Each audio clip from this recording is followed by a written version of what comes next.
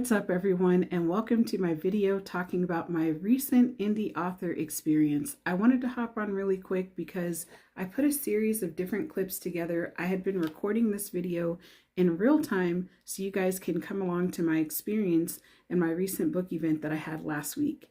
And so if you're kind of confused on what's going on, I want to apologize now, but basically the premise of the videos is me talking about everything leading up to my communication with the person through text message, to the actual event and meeting the teachers that were there, and just still kind of being perplexed as an entrepreneur on how to handle things moving forward while giving some advice. I hope you all enjoy this video, and I'll catch you next time when I'm talking about my experience as an indie author, children's book solo entrepreneur. Okay guys, so I was reviewing my videos, and I realized when I was sitting down talking to y'all, the video stopped. When I cut off and said that I normally check this particular email once a week. So to continue the story, basically myself, this individual, had several more text messages today. I could not figure out within those text messages they were requesting an invoice. The problem is I don't know how many of my books they're actually ordering. So I can't give them an invoice. And then I'm like, I am traveling an hour and 15 minutes to be at this event. And I'm just wondering, I'm like, should I start charging a travel fee? It's not something I really considered before, but because of these last minute things that are happening in my book, I just feel like they're asking me to show up, and I said yes, but nothing is in place to ensure that I have everything that I need. Well, in terms of payment and what's the expectation of me to be there. So myself and the individual, it's like I'm reading a book. I'm reading my children's book to adults because it's a professional development and it's a community of practice, which is fine, but I don't typically read the book to adults. I would have normally just approached this differently. I would have played the digital audiobook version of this for the adults and then talked about how I can use it as a lesson, which somehow I'm going to try to do that anyway tomorrow. But I also was thinking about how much I should be charging for these fees. I feel like I'm not charging enough. But I don't want to make that change last minute to them. And even still, I'm just like, this is not going as well as I thought it should be. I'm pretty sure it will be fine tomorrow because myself and the other individual are like, we've got this, we'll figure it out. However, just leading up to it, it's just a little not right. And so the next video clip, I am providing recommendation, if you want speakers, what's the process. So before the other video cut off, I basically was saying, when I had a guest speaker the other day in class, and literally they had reached out, but we had already been in communication. I responded back. We scheduled 2 meetings. We started planning this at the end of August for a November 19th date, just to give perspective. We met in September. We met again in October. We probably had at the most maybe 3 emails of contact between August and the date that they presented in my class. It was really, really simple. I requested the W-9. I requested their invoice, got both of those items, pushed them forward to my finance department at the college. That's it. So the fact that I don't know how much I need to charge, or how much I need to put on the invoice to pay for the books, that's issue 1. That should have been very clear from day 1. 2, even though my website is set up for people to order books, they said, well, we can only order 25 at a time. which again, I'm like, I understand it has a limit, but as a solo entrepreneur, it's an issue, but it's not an issue. I guess this message is really for people that want to work with solo entrepreneurs. They're solo entrepreneurs. Things are set up and designed to be as seamless and easy for the solo entrepreneur. So if they only have it set for like 25 books, but you need 50, then you're going to have to order 2 sets, especially being that I'm going to deliver the books anyway. You're not going to have to pay a shipping fee. You don't have to worry about that. But this eliminates me having to do this extra step of making an invoice. That's the problem. So when you have an actual product like this, you should be able to pay for it, whether it's in ordering it online is the easier option for the solo entrepreneur. But I do understand if you're working within grants, then you need more documentation. So I hope this little clip will catch you guys up with what I was saying earlier. But needless to say, the event's happening and I'm going to do the best that I can with what I've been given. And I've taken the time. I've already signed 10 out of the 30 books, and I also put my QR code sticker in here. And just for reference, this is the book, Sweet Potato and Mud Pies, my first baby. Yes, my first baby. And you can find her on Amazon, but as I would say, you can order it directly from my website, which is DeannaReeseWilliams.com. So another little tidbit. My other baby, or my second baby, my second book, I'll have to share that in another video. But I'm definitely going to share more of my indie author journey. I plan to be going through that process again in 2025, but I'm not allowing myself to do anything right now until I'm done writing my main paper. So the next clip is going to be me talking about what are some steps, some tips when you're working with a solo entrepreneur and you want to have a speaker. What are some simple ways to make the process easy for you and easy for the speaker or whoever's presenting? So thank you guys for watching, and I'll probably come back with another video later. But for now, I got to get this stuff done. All right, later. Say, okay, this is what I want you to talk about or whatever. And then you have one more meeting to check in. And then in between there, you might have like 3 emails with yourself and the speaker. And then you make sure that they have the Zoom link to show up or whatever transportation and hotel and airfare. But when it's days leading up, as someone who's supposed to be getting paid for this event, it's just like, it puts you in a weird situation.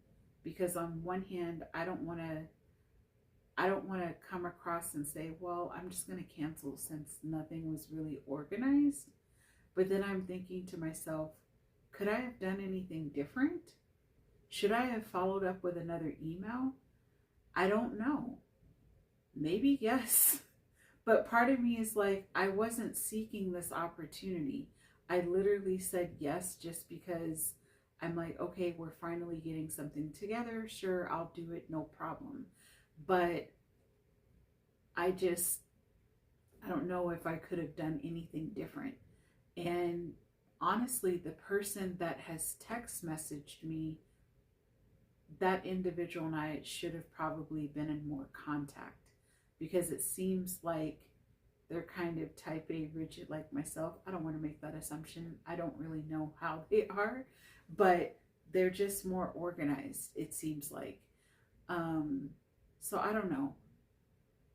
I'm excited in the sense of like, okay, this is great. I get to do another event. I don't like reading my children's book to adults. I don't know why.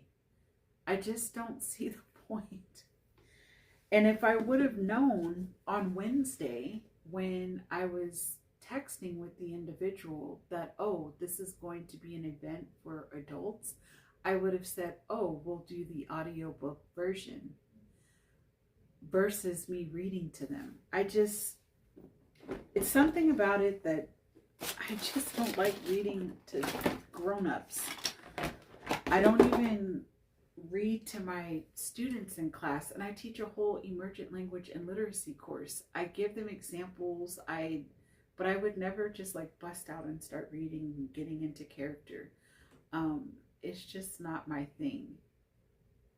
Not my thing at all. So, anyways, I digress. I know that I have to sign more books because I don't have a lot of copies in here. So that means I need to go to my backup, and that's what I'll be doing. So that's going to be the next step, but that's all I have for right now. And I didn't go through this bag, but based off of what I'm seeing, I've got my shovel, I've got my potato head character for my table. I even have my brown sugar because I need the brown sugar to just demonstrate like sweet potato pies. I normally have sweet potatoes on deck, but I'm not going to bring sweet potatoes. I even have crust and a little apron that I lay out on the table. So I'll take pictures and show you guys so you can kind of see the final result of how everything turns out. And so you can just see like what's my approach whenever I have a book event. I even have a butter box, so that way kids, when they're coming up to the table, they can ask like, what's that? Why do you have butter? And this is really just to be as a prop. So I take a lot of props with me when I set up, but when I read the story, I just make it engaging as possible, obviously. But the goal is really for the children to think about different types of pies. And even when I'm asking them what's their favorite pie and all these things, it's really interesting. I've learned about new pies that I've never heard of in my life. But the best part is that they're learning about sweet potato pies and the two different types of mud pies, if y'all can only guess what the two different types are. And it's really fascinating. It's really fascinating and it's really fun. So I'm going to try to adopt that approach tomorrow with these adults. Y'all pray for me. And we'll go from there. But I'm going to, maybe I'll record like me signing my books and stuff so you guys can see that. But otherwise, I will catch y'all on the next clip. Hopefully it's me reading my book and presenting, talking, and all that, because I've already pre-warned y'all in my daily vlog that my better half is going to be the photographer for the day.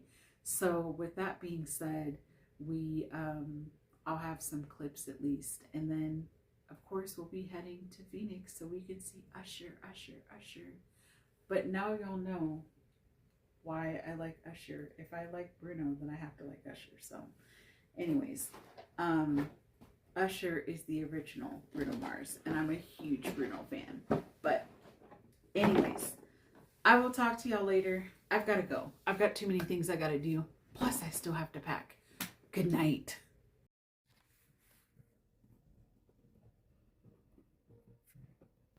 Okay, guys, I decided to record myself signing my books. So I signed about 25 to 30 books that night. My process in signing is I will have a quick, brief message for my sweet potato and mud pie books. I typically say, thank you for your support. It takes one seed to grow, or remember, it takes one seed to grow. I sign my name, I date it, but I leave just enough space to where I can personalize it a little bit more for those that are at an actual physical book signing, or if somebody were to order directly from my website.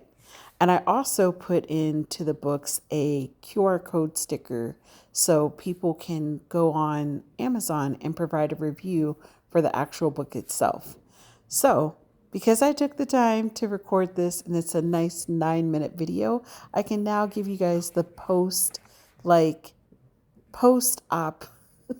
of the event and how it actually went. So first off, it was super intimate. It was great. There were 6 educators there. No, I take that back. There were 5 educators there from child care centers, nature-based centers, along with, I think, Head Starts. So we were actually in a classroom, and the coordinator was there as well.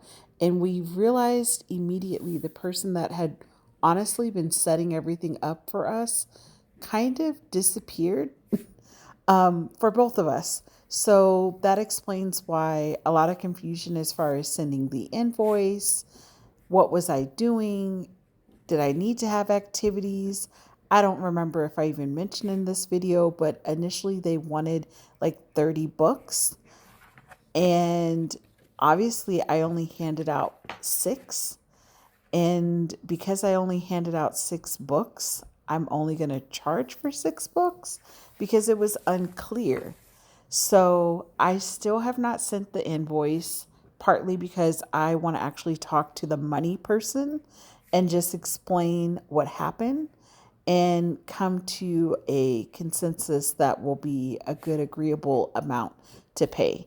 So I definitely think I'm going to increase my fee for this particular event. And because I lost income in terms of not income, but I lost income, not my personal income from working, but income from the event. Because if I'm charging $10 per book and you wanted 30 books, that's $300 plus my booking fee. And I'm like, I'm not even going to see half of that. That's a problem. On top of the fact that I traveled, over 70 miles to get there. So I plan to negotiate and just say, let's come to an agreement. So that's the plan. And I'm trying to think if there's anything else. I guess my main advice would be, if you're an indie author and you're setting up events, really make sure that you find out what the expectation is. Make sure you decide what your booking fee is, whether you need to find out their budget, how they want to invoice, if they need to invoice, are they willing to order from your website, just different things like that in order to make sure that the process is more seamless for you as a solo entrepreneur and as an indie author. I plan to do additional videos talking about my indie author journey, but I'm going to wrap up this particular part of my solo entrepreneur indie author space. And when I get back to writing again, outside of my doctorate and actually working on book 3, which is already written, I will probably start like an actual series talking about my process as an indie author. Also, in the month of November, there's I think it's Nano Writer Month, and I participated in that last year. I don't write novels, but I decided to participate in the challenge and challenge myself to write as many children's books as possible. So last November, I believe I wrote 4 to 6 books. So I have plenty of books that need to be published, but if you've ever published anything before, it's a process and it takes time. And it's myself and my editor, publisher, and contributor that are helping through that process. And we all work full time. So it's going to take a little bit more time to ensure that the 3rd book is where we want it to be. So thank you all for joining and listening. I hope you learned something from this video. If you're an indie author or soon to be indie author, or maybe you're just a solo entrepreneur. But again, thank you for watching, and I'll catch you guys on the next video. Take care.